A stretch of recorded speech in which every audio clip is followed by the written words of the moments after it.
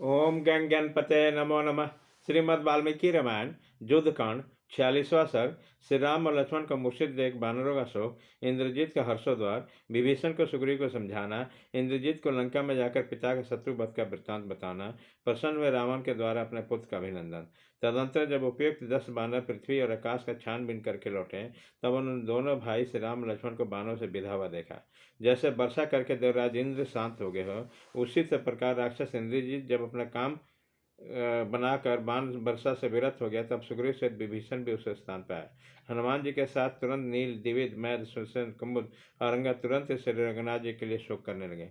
उसी समय दोनों भाई खून से लथपथ होकर बाण सैया पर बढ़ रहे थे। बाणों से सारा शरीर व्याप्त हो रहा था। निश्चल होकर धीरे धीरे सांसें ले रहे थे। उनकी चेष्टाएं बंद हो गई थी। सर्पों के समान सांस खींचते और निश्चेष्ट पड़े थे। उन दोनों भाइयों का पराक्रम मंद हो गया था। उनके सारे अंग रक्त में बहाकर उसी से सन गए, मानो दोनों टूट कर गिरे हुए दो स्वर्ण में ध्वजा के समान जान पड़ते हैं। वीर सैया पर सोते हुए मन चेष्टा वाले दोनों वीर आंसू भरे नेत्र वाले अपने युद्ध पतियों से घिरे हुए थे। बाणों के जाल से आवृत होकर पृथ्वी पर पड़े हुए दोनों रघुवंशी बंधुओं को देखकर विभीषण सहित इन सब बानर व्यथित हो चुके। समस्त बानर संपूर्ण दिशा और आकाश में बारंबार दृष्टि करने पर भी मायाक्षण रावण कुमार इंद्रजीत को रणभूमि में नहीं देख पाते थे। तब विभीषण ने माया से ही देखना आरंभ किया। उसी समय माया से छिपे हुए अपने उस भतीजों को उसके सामने खड़ा देखा है, जिसके कर्म अनुपम थे, युद्ध स्थल में जिसका सामना करने वाला कोई योद्धा नहीं था। तेज यश पराक्रम से युद्ध विभीषण की माया के द्वारा वरदान के प्रभाव से छिपे हुए वीर इंद्रजीत को देख लिया। श्री राम और लक्ष्मण को युद्ध भूमि में सोते हुए देखकर इंद्रजीत को बड़े प्रसन्नता हुई। उसने समस्त राक्षसों का हर्ष बढ़ाते हुए अपने पराक्रम का वर्णन आरंभ किया। वह देखो, जिन्होंने खर और दूषण का वध किया, और दोनों भाई महाबली श्री राम और लक्ष्मण मेरे बाणों से मारे गए। यदि सारे मुनि समूह समस्त देवता और असुर भी आ जाएं, तो इस बाण बंधन से दोनों को छुटकारा नहीं दिला सकते। जिनके कारण चिंता और शोक से पीड़ित हुए मेरे पिता को सारी रात सैया का स्पर्श किए बिना ही बितानी पड़ती थी, तथा जिसके कारण ये सारी लंका वर्षा काल के नदी के भांति व्याकुल रहा करते थे। हम सबकी जड़ काटने वाले सुनर्द को आज मैंने शांत कर दिया। जैसे शरद ऋतु के सारे बादल पानी न बरसाने के कारण व्यर्थ होते हैं, उसी प्रकार श्री राम और लक्ष्मण के संपूर्ण बानरों के सारे बल विक्रम निष्फल हो गए। अपनी ओर देखते हुए सब राक्षसों ने ऐसा कहकर रावण कुमार इंद्रजीत ने बानरों के उन समस्त सुप्रसिद्ध युद्धपतियों को मारना आरंभ किया। उस शत्रुसूदन निशाचर वीर ने नील को 9 बाणों से घायल करके मैंद और दिवेन को 3-3 उत्तम सहायकों द्वारा मारकर संतप्त किया। महाधर धनुधर इंद्रजीत ने जामवन की छाती में एक बाण से गहरी चोट पहुंचाकर वेगशाली हनुमान जी को भी 10 बाण मारे। रावण कुमार का वेग उस समय बढ़ा हुआ था। उन्हें युद्ध स्थल में पराक्रमी गवाक्ष और सरभ को भी 2-2 मार मारकर घायल कर दिया। तदंतर बड़े उतावली के साथ बाण चलाते हुए रावण कुमार इंद्रजीत ने पुनः बहुसंख्यक बाणों द्वारा लंगोरों के राजा गवाक्ष को और बलिपुत्र अंगद को गहरी चोट पहुंचाई। उसी प्रकार अग्नि तुल्य तेजस्वी सहायकों से मुख्य बानरों को घायल करके महान तेज धैर्यशाली और महान बलवान रावण कुमार को बड़े जोर से गर्जना करने लगे। अपने बाण समूह से उन बानरों को पीड़ित करने तथा भयभीत करने महाभाव इंद्रजीत ठास करने लगा और इस प्रकार बोला, राक्षसों देख लो, मैंने युद्ध के मुहाने पर भयंकर बाणों के पास से इन दोनों भाइयों से राम और लक्ष्मण के एक साथ बांध दिया।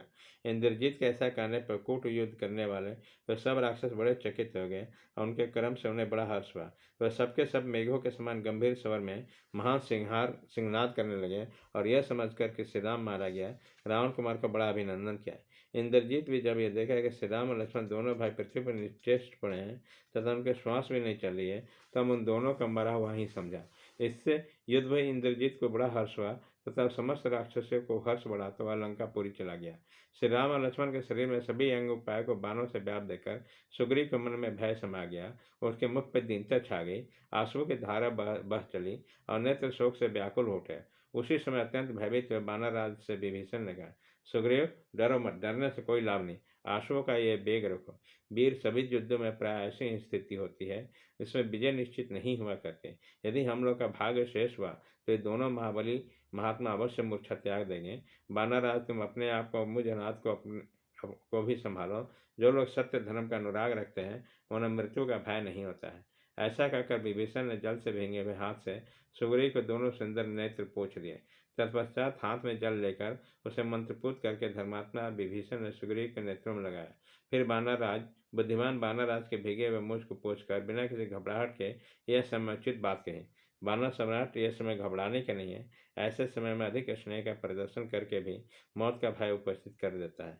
इसलिए सम काबू को बिगाड़ देने वाले इस घबराहट को छोड़कर श्री रामचंद्र जी जिनके अगुआ अथवा स्वामी हैं, उन सेनाओं के हित की विचार करो, अथवा जब तक श्री रामचंद्र जी को चैत नहीं हो तब तक इनकी रक्षा करना चाहिए।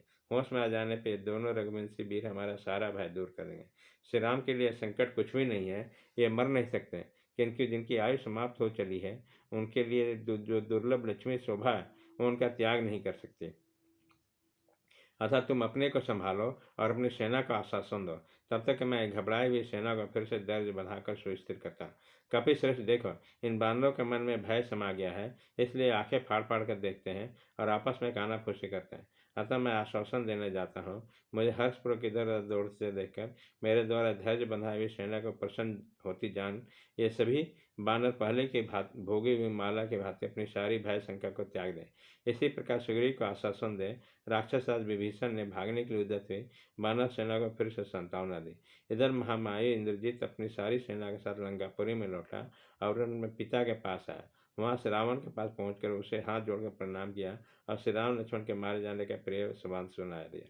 राक्षसों के बीच में अपने दोनों शत्रु के मारे जाने से सुनकर रावण का हर्ष से उछलने पड़ा। फिर उसने पुत्र को हृदय लगा दिया।